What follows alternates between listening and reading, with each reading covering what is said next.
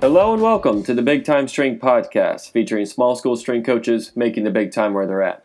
This week, our host, Coach Preston Peterson, brings to you a high school strength coach who is doing it big time in the high school setting. We really appreciate you guys tuning in, and I hope you enjoy this week's show. Before we get to the show, I'd like to thank our sponsors. The first one is TeamBuildr. Thank you, TeamBuildr, for sponsoring today's episode. TeamBuildr is the leading software for high schools and colleges by providing coaches the ability to write programs online, generate over 13 reports, and even train athletes remotely for side income. Right now, if you sign up with the code BIGTIME, you'll receive a free APRE programming template, which works automatically within TeamBuildr. No more spreadsheets and workout cards to track training maxes that change day by day. You can automate your programming without outsourcing your programming with TeamBuildr. It is an awesome software. The guys at TeamBuildr have it going on. Hewitt is an awesome resource for everybody that is a high school strength and conditioning coach. There's not enough great things I can say about TeamBuildr and everything that they're doing for coaches around the nation. Our second sponsor for today's show is PowerLift. PowerLift is the leading manufacturer and distributor of heavy-duty strength training equipment for collegiate and high school athletic performance centers around the world. PowerLift brings over 20 years of experience to the strength and conditioning world, and all the products are manufactured in the state-of-the-art manufacturing facility in Jefferson, Iowa.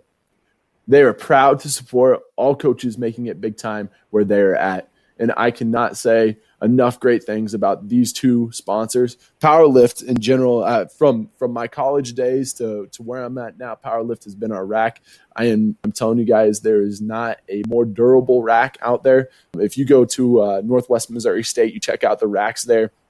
They've had them probably for close to 15, 20 years now, and they still look like they're brand new. The racks that we have within our weight room, nice, pristine. It does not show wear and tear at all. And the thing about it is when you buy PowerLift, you are getting heavy duty. This stuff is rugged and it will last. And when you're looking for training equipment that's going to be used by multiple teams, multiple student athletes every single day, it's important to have the best.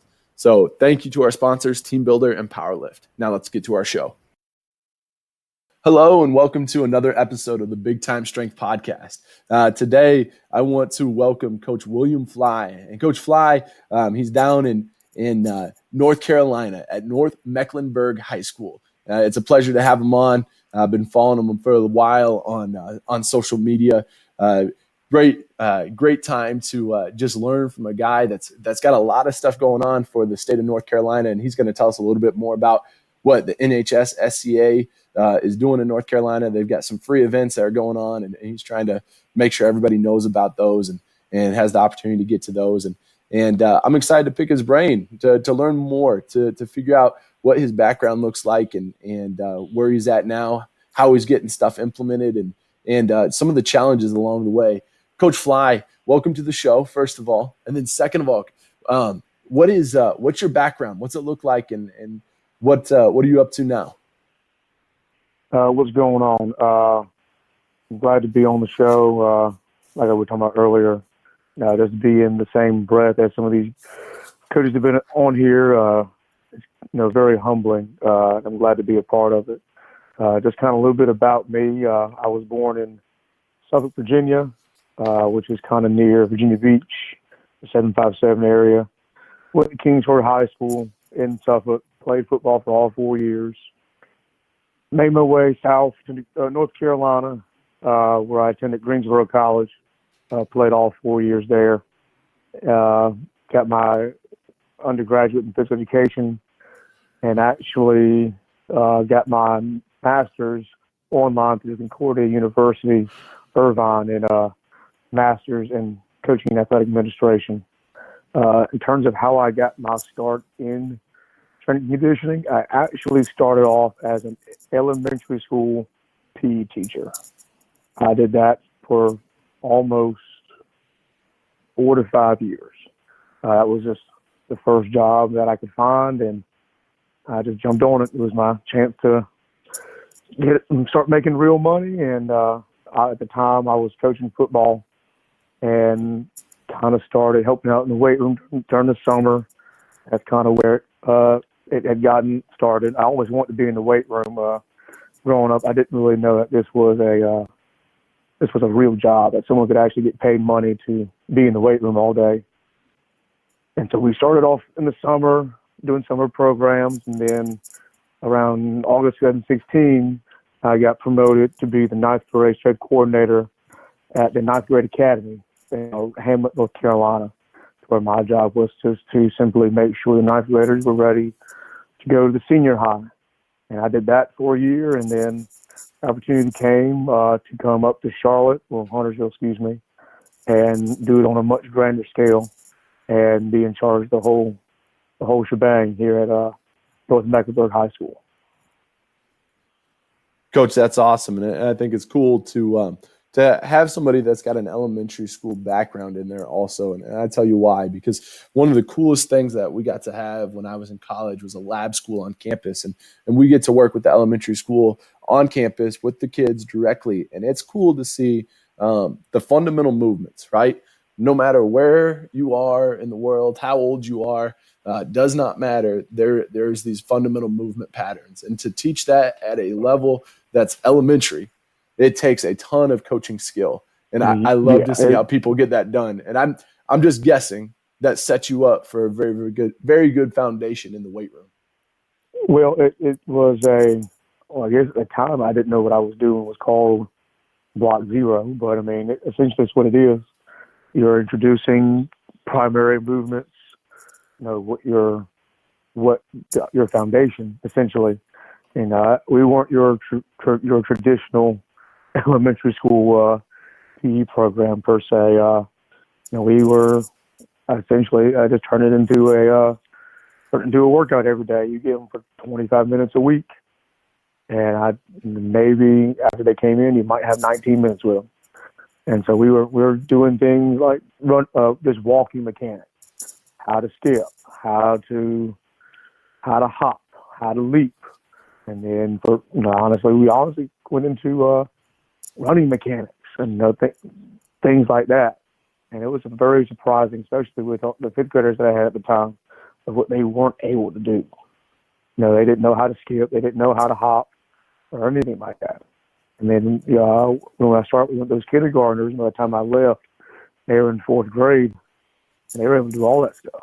And so, like you said, that definitely helped me coaching-wise, being able to break down such a simple skill and trying to get kindergartners to do it.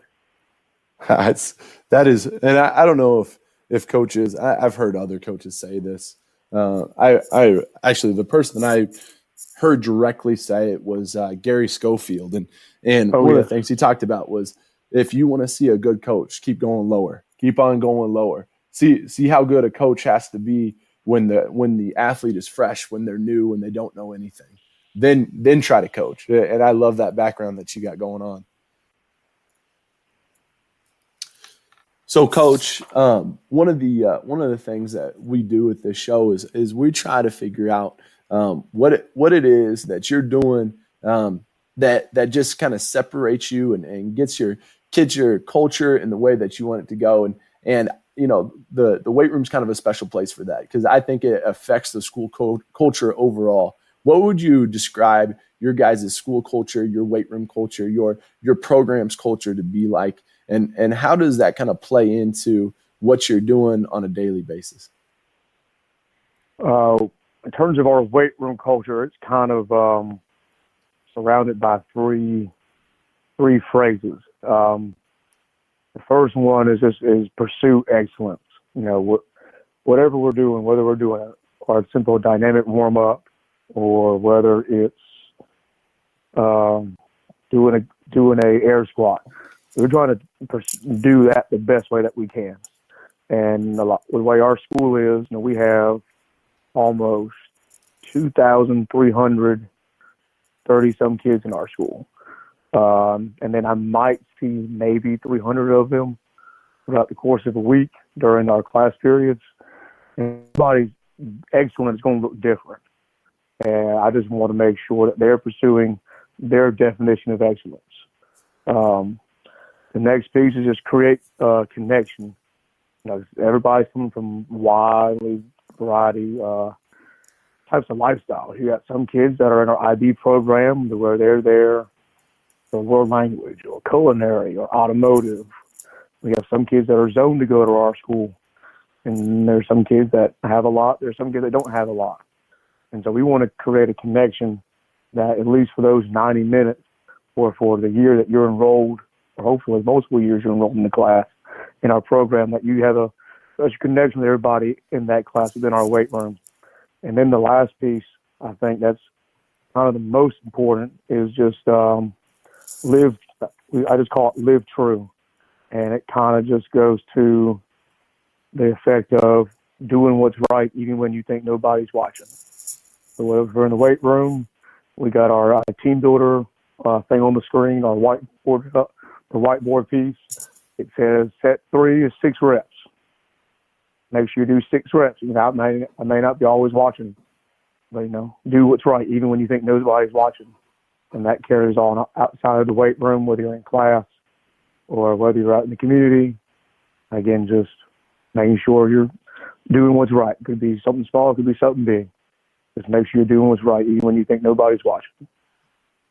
I like those 3 points, Coach. I think that's an easy way for people to see what the direction of what you want your program to be like and do.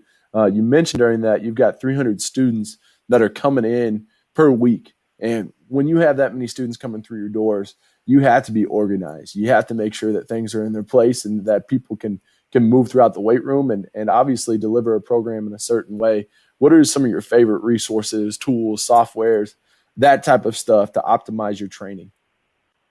Well, the biggest thing is Team Builder. We've probably been on the Team Builder bandwagon for maybe about 2 years, and I don't know how I've done anything without Team Builder. Before I was a paper and pencil guy, sitting in front of copiers and printers, burning paper, burning ink, trying to color code this card for this person or this card for this person. With Team Builder, it just makes everything together. So everything within our block systems, kids that are in block 0, block 1, block 2, block 3, I can easily assign them what they need. And then even making it further, within that, you have your fall sports, spring sports, winter sports, and then our general population students, they get what they need. And then like we talked about earlier, having the whiteboard feature, we use that for our timing system, and to where within on those 4 little boxes, I can put any potential program that's going on in our weight room. Or sometimes there are 4 different programs going on at the same time. Maybe it's only 2, but all the kids know what's going on at the same time just by staring at our TV that we got hanging up on the wall.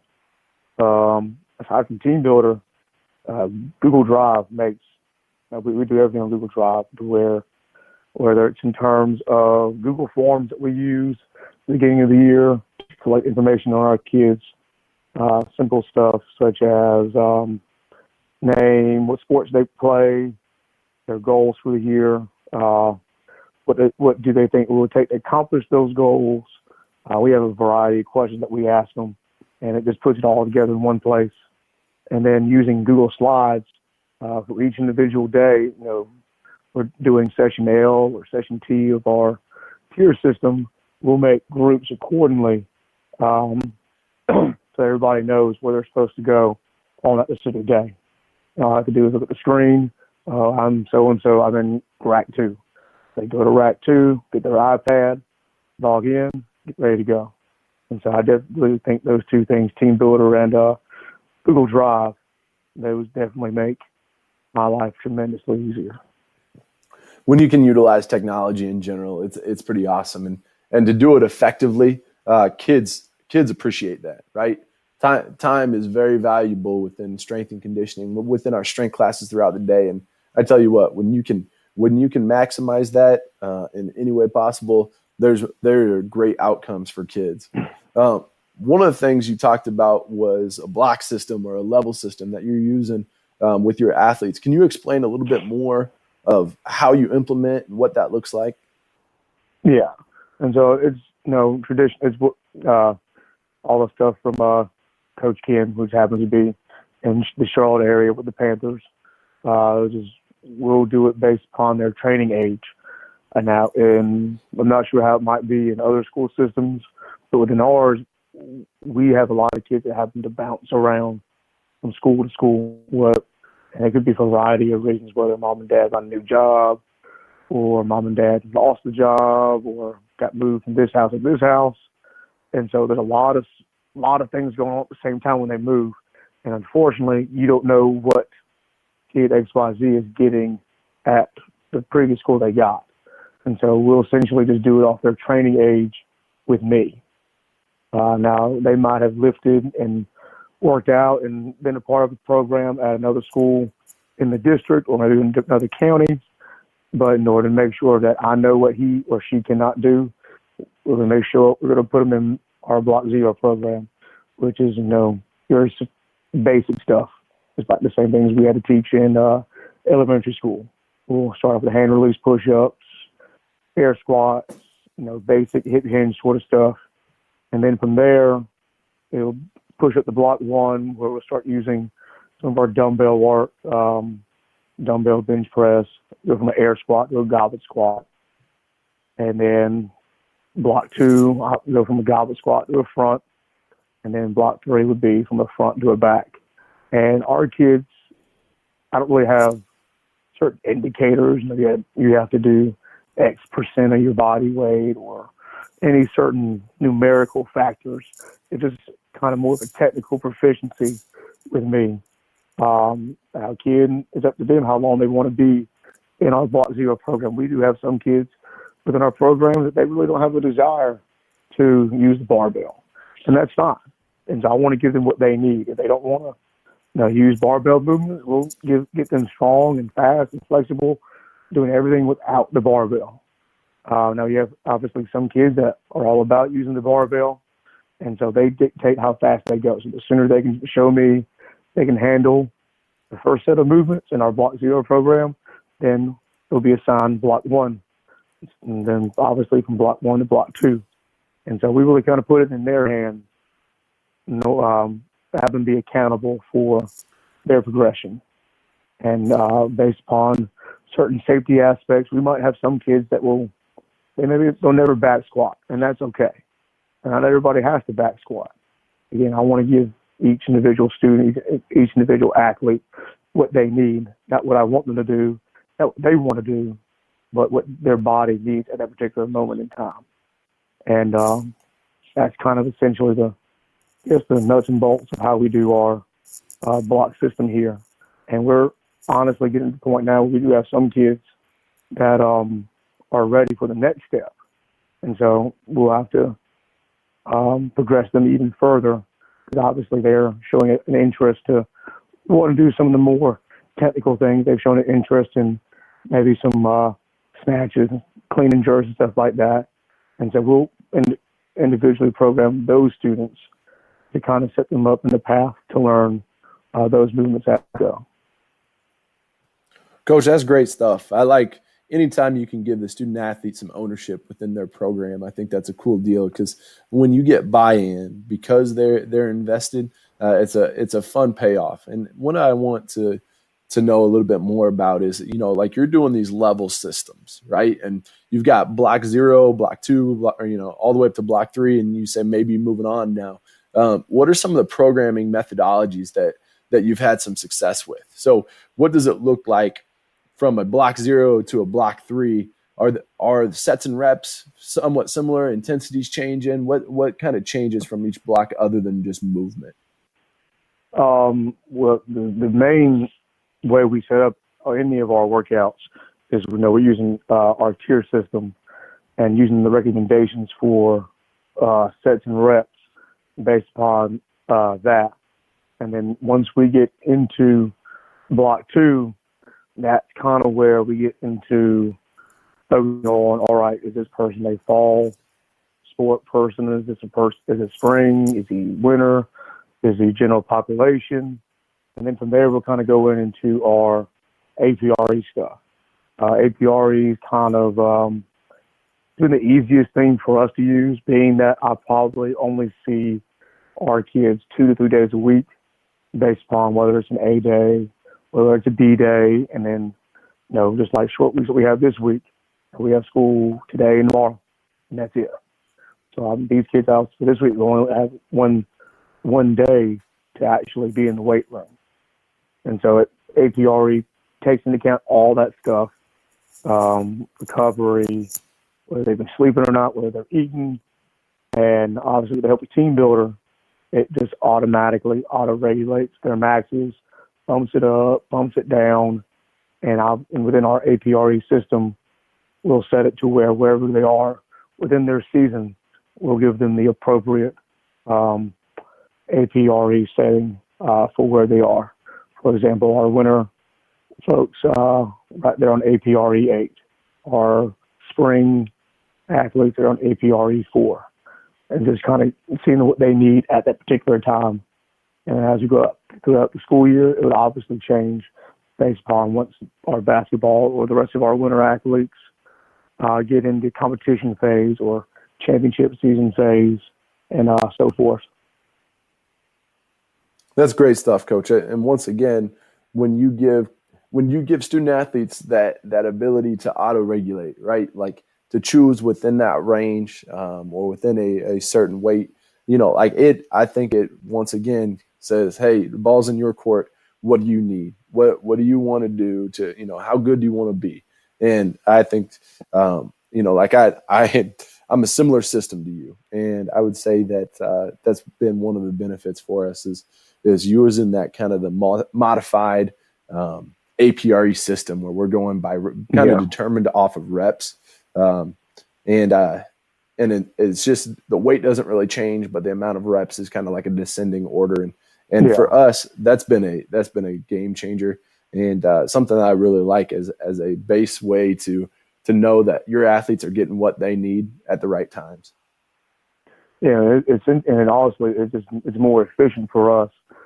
We use a similar table that Coach Schofield down at when he was at Great Atlantic Christian School, how he set it up to where set 1 was a warm up, set 2 was a warm up, set 3, 4, and 5 are the exact same weight based on whatever rep max we're training at that time.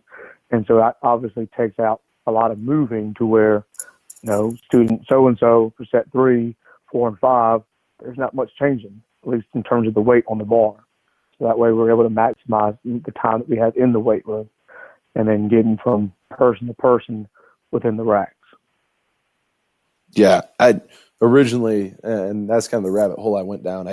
I first saw it from Mark Watts, and he had a really good article on Elite FTS, and then just started to dig down a little bit more. I'd done my master's paper on APRE, but it was more of kind of the Ryan Mann protocol where he had kind of based it off the DAPRE way back when.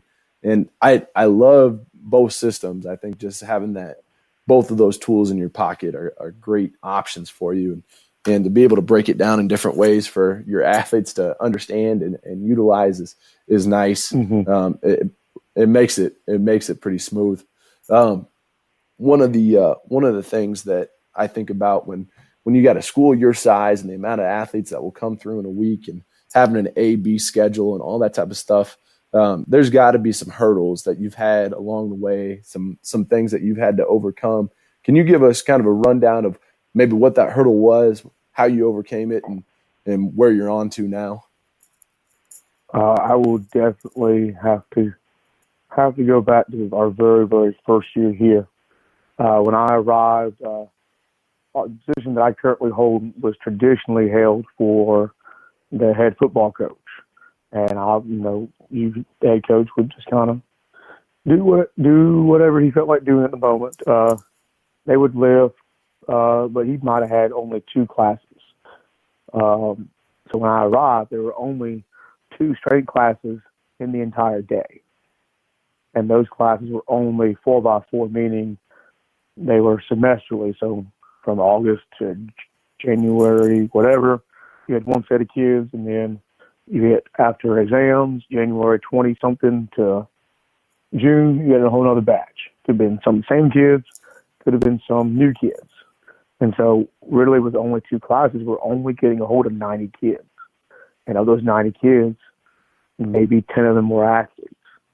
And so that was kind of one of the biggest hurdles having to work with our guidance department, having them realize the importance of having more than just two strength classes within our school. We were able to open it up, and then we have 4. So every block, first, second, third, and fourth, there is a strength conditioning class offered. First block is taught by my head coach, the one who brought me in, Eric Mormon, and I do the rest. Second block, third block, and fourth block. Our first blocks are 4x4, where some kids, they only want to do it for a semester. That option is available for them in the morning time during first block. And then obviously all mine, second, third, and fourth, they're 8A, B-Day. Within each, we might anywhere between 20 at the least to at the most, we have 50 in the class. And as we stated before, we see those kids every other day. And that was one big hurdle. And the next big hurdle was honestly the shape and condition of our weight room. When we arrived, it wasn't too good. A lot of donated equipment had been there for quite a while.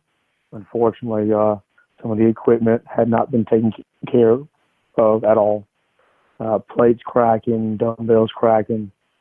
And we were actually lucky to be a part of a grant process to where we were able to completely gut the old weight room, all the old flooring, racks, all that stuff, and almost $98,000 later, we have a brand new weight room, which everything brand spanking new through Dynamic.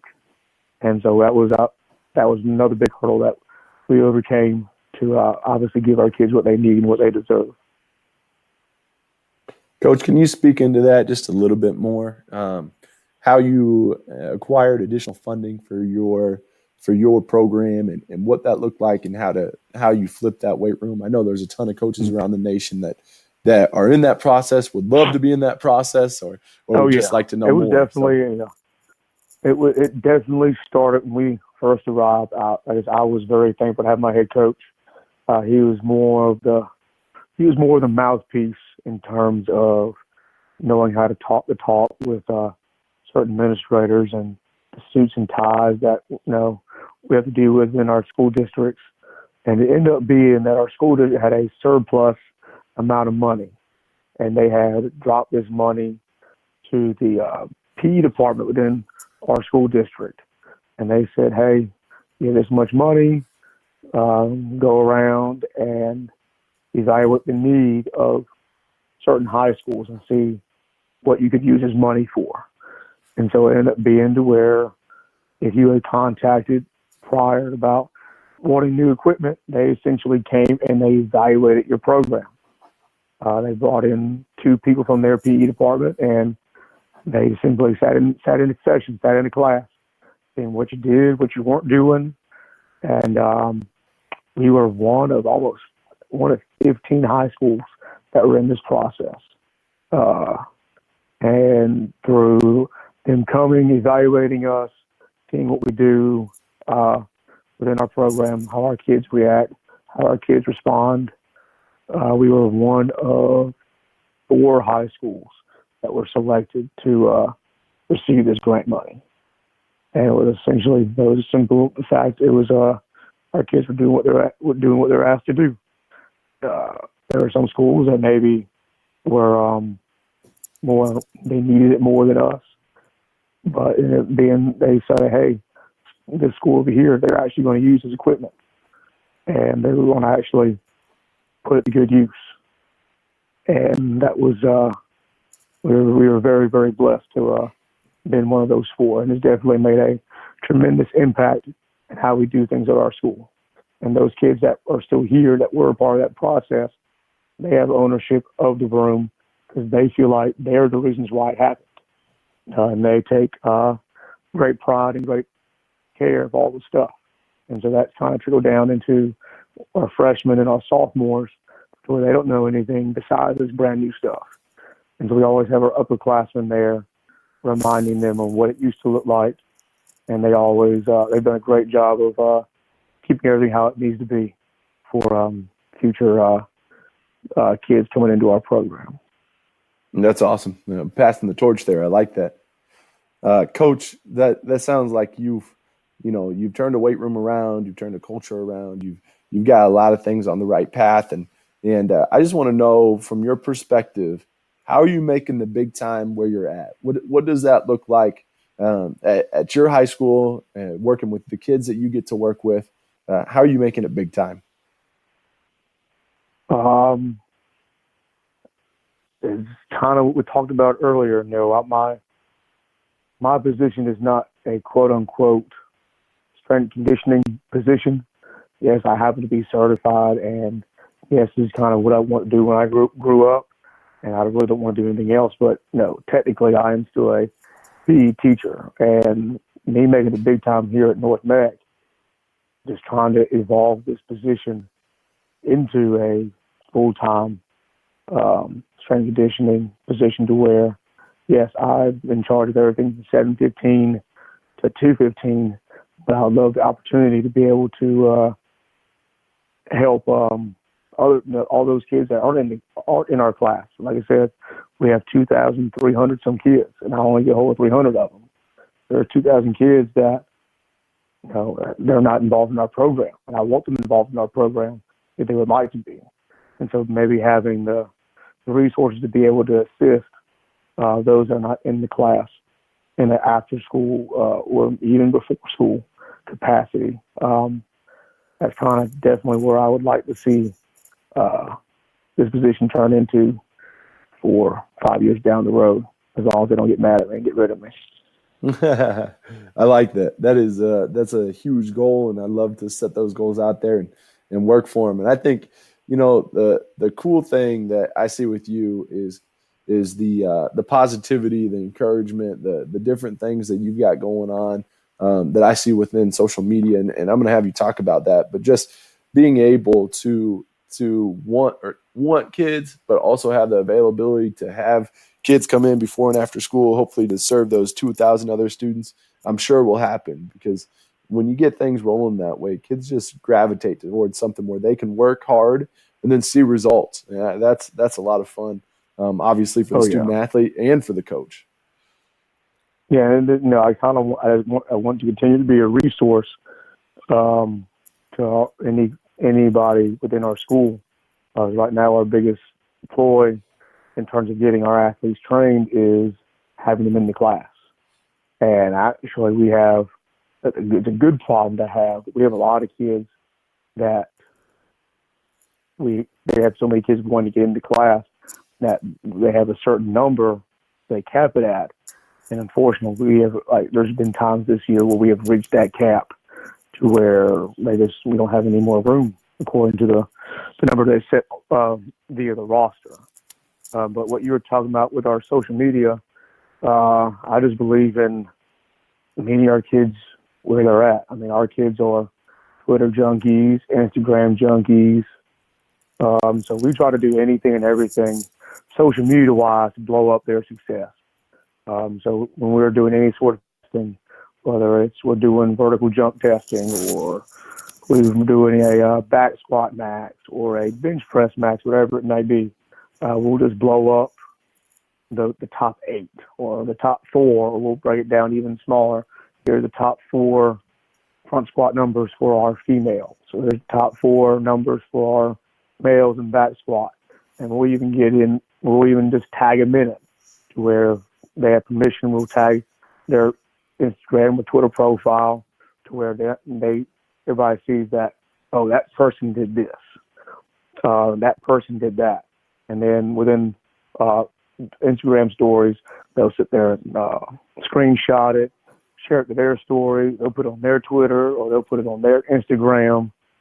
And instead of putting on the announcements, where I'm not sure how it is in most schools, and sometimes the morning announcements, sometimes people aren't really listening.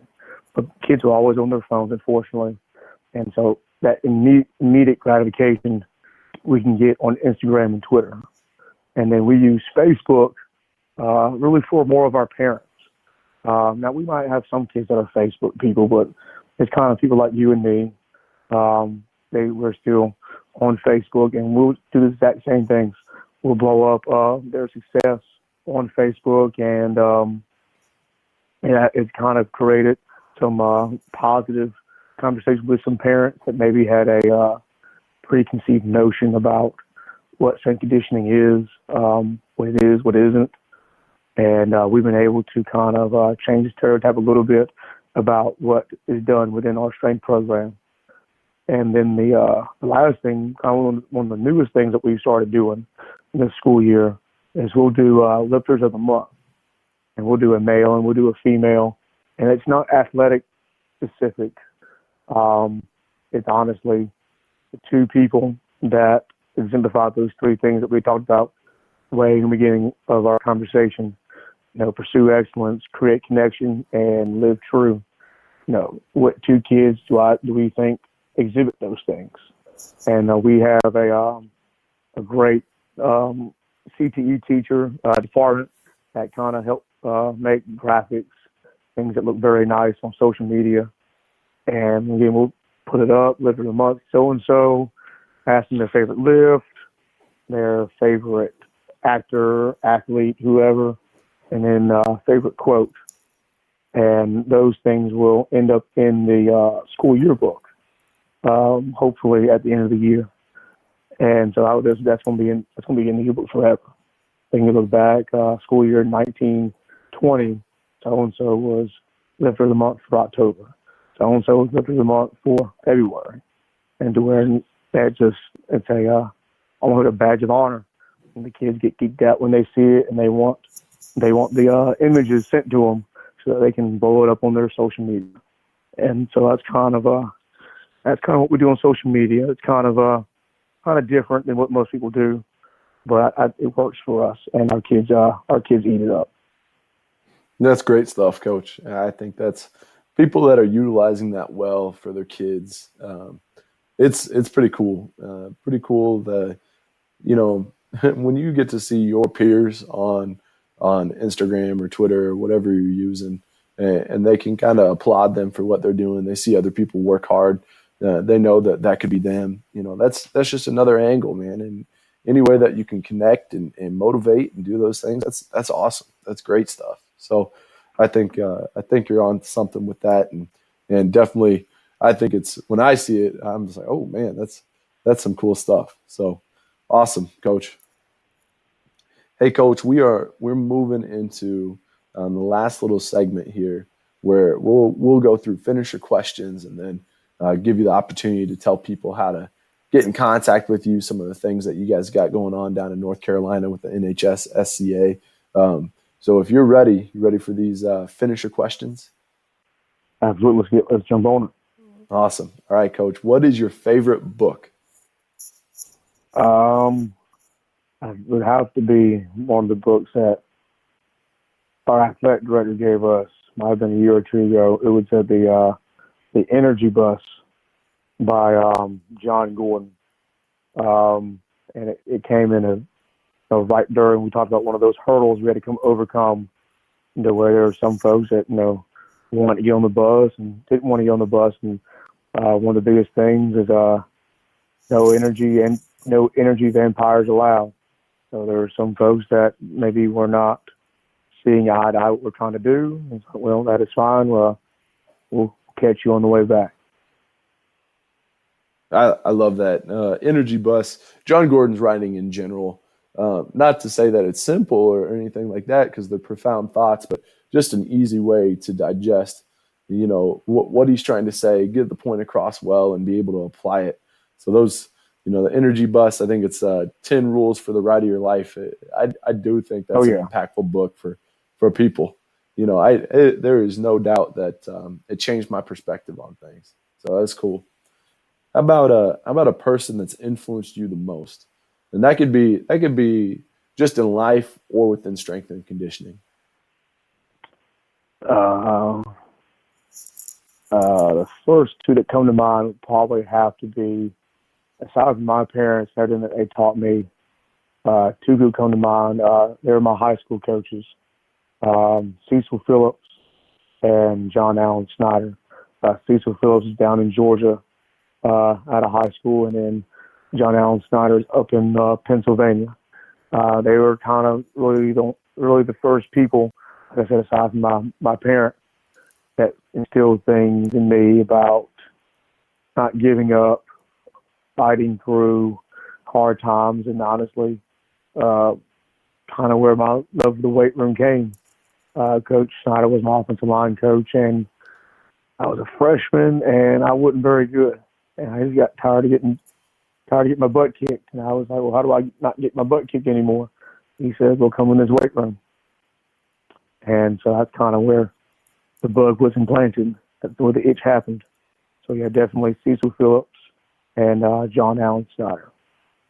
I love that. It's always cool to hear a Paul and Timothy story of taking somebody underneath your wing and teaching them the way. And when you can make an impact on somebody's life, I'm sure those two coaches would love to know that was them for you. So very cool with that, Coach. How about your favorite quote? Favorite quote? Wow, this one came from actually Cecil Phillips and John Allen Snyder. It was mind over matter. If you don't mind, it don't matter. Simply overcoming obstacles, whether it's losing seasons or transitioning from one weight room position to the next weight room position, or you got a new student in your class. He's a little bit frustrating. He's just kind of one of those personalities. Whenever you and him don't mesh together, this mind over matter. You got to get it done.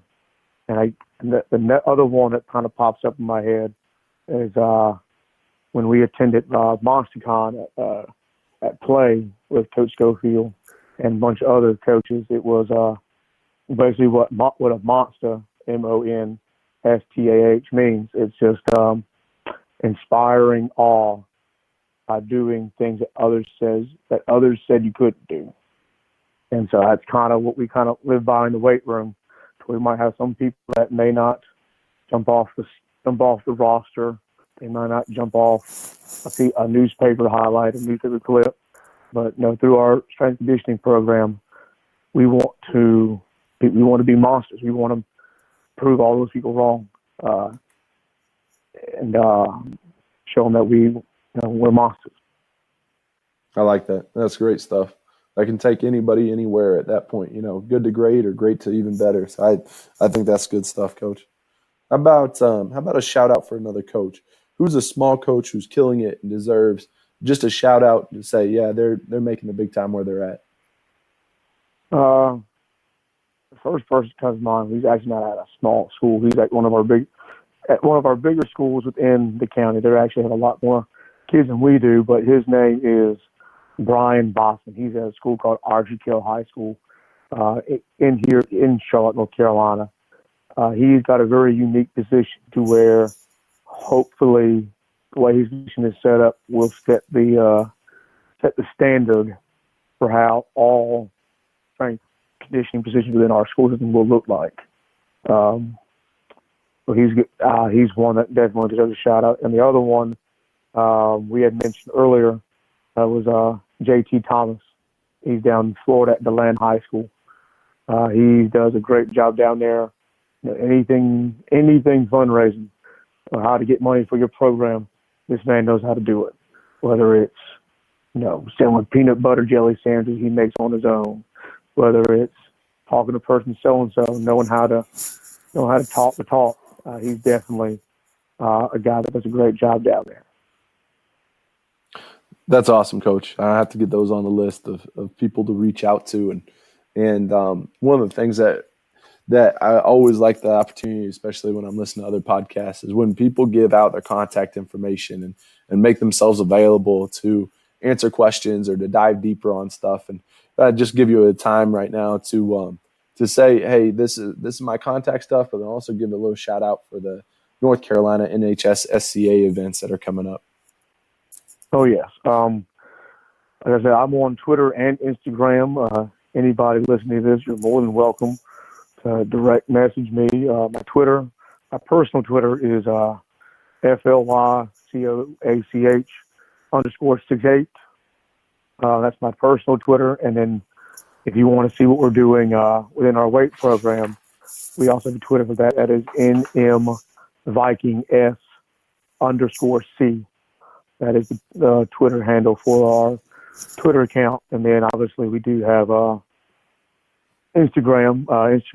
My personal Instagram is the exact same way. FLYTOACH_68. And then our Instagram for our strength program, NMViking_strength.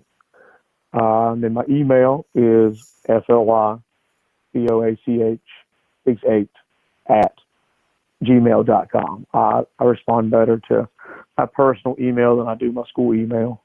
It's a lot more relevant if you contact me via Gmail.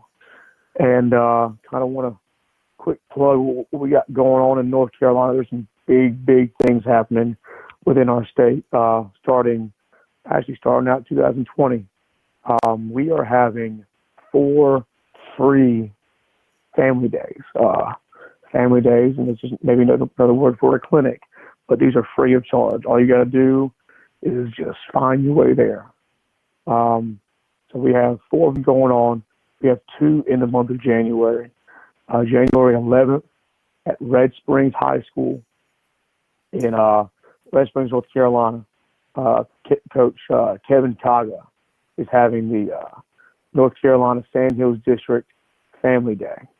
And you got a great line of speakers already set up. And then January 18th, we're hosting a family day here at North Mech. This will be the Southwest District Family Day. And that is January 18th. And then we hit February, we have 2 more events. February 1st will be for our North Central District. This will be at Southern Nash High School. This will be in Rocky Mount, North Carolina. And Coach Cam Avery is running that event. And then February 8th in the Piedmont Triad area, Greensboro, Winston-Salem, we are having another family day at Reagan High School. And that is going to be run by Carrie Harbor. And I've actually been asked to speak at that one. So I'm pretty excited about that. If you go onto the NHSSCA website and you go to events, and once you press events, you just press hashtag Family Day events. You scroll down, you'll see all 4 family days with the dates, location, and the contact information for that coach. There's no registration needed, but it wouldn't hurt to shoot that person an email so that they can plan accordingly in terms of seating and space, and perhaps maybe if there's a meal of some sort. So yeah, definitely check those out. We're the only state that's having 4 events for free. There's a lot of other paid events within the NHSSCA in terms of regional events and state events, and obviously the national conference, which will be up in Minnesota, June 25th, 27th at Wazetta High School. But I think it's a very unique chance, free chance to get out, meet other people within the state of North Carolina, and honestly get high school strength and conditioning where it should be within our state, kind of how it already is maybe in South Carolina, even your state, and towards more of the Midwest. We're just trying to get to that level. And so if anybody interested, you can get a hold of me or those individual people that will be listed on the NHSSCA event site. That's awesome information, Coach. That's a lot of good stuff. And like Coach said, if you go to nhssca.us and then go to events, that will give you kind of the rundown of everything that's going on. And just an opportunity. If you're a high school strength coach, you need to really check out the NHSSCA. For the connections alone, where you can just call somebody up and ask them questions. It is for professional development wise, but then also just as a person and somebody that's going to impact the youth. I think it's best to be educated and equipped to be able to do that. And so just a plug there for the NHSSCA. Everything that they're doing that way is amazing, top notch, and definitely is very, very cool to be able to connect with coaches for this podcast, mostly through meeting them through the NHS SCA Facebook group, and the availability to ask questions and look up answers and read conversations. It just makes you think and makes you evaluate your program that much more and dig deeper and seeing if you're hitting everything that you need to be hitting as a program yourself. So awesome plug there, Coach, and awesome show. Excited for everybody to listen to this one. Oh, awesome! It was an honor to be on the show. Again, to be among you go through the podcast, listen to all the coaches that have been interviewed, college and high school. It's just an honor just to be even associated with those names listed. And again, this is a great podcast. You all do a great job and put out quality content for anybody. And whether you're a high school guy or small college guy, or maybe just somebody just trying to get your foot in the door, this show definitely gives you a little sneak peek, a glimpse into what we do, whether it's from the small scale or the big scale. I love it. Nice job, Coach. Thank you. Oh, you're welcome. Have a great night. You too.